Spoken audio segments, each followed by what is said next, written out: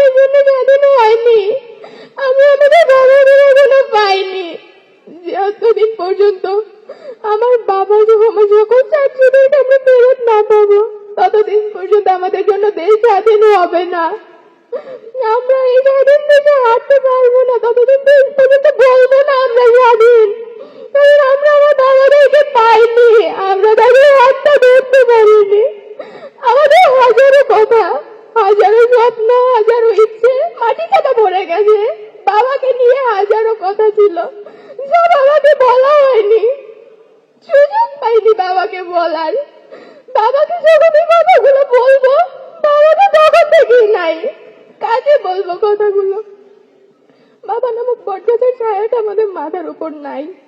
আমি আশা করব তারেক রহমান এই সেই বটগাছের ছায়াটা হয়ে আমাদের পাশে থাকবে।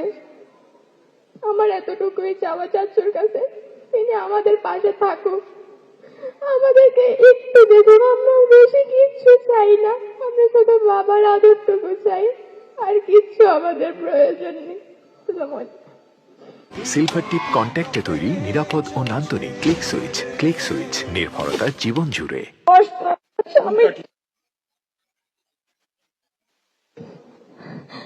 তার সন্তান যে খুঁজে বেড়ানো, তার এক সন্তান শুধু বাবার জন্য যে হাহাকার, সেই হাহাকার গুলো আমরা কাউকে বলে বোঝাতে পারি না। আমার স্বামীকে 2013 সালের 28শে নভেম্বর ঢাকা কেন্দ্রীয় কারাগারের সামনে থেকে গুম করা হয়, যেখানে খুব বড় করে লেখা ছিল, রাখিব নিরাপদ, দেখাবো আলোর পথ। সেই আলো আমাদের জীবনে আর আসেনি, সেই আলো আমাদের জীবন অন্ধকার হয়ে আসছে আমার সন্তানের জন্য। আমরা এখন শুধু চাই আমার স্বামীর সন্ধান দিক এবং এই বিচারটা যেন করা হয়।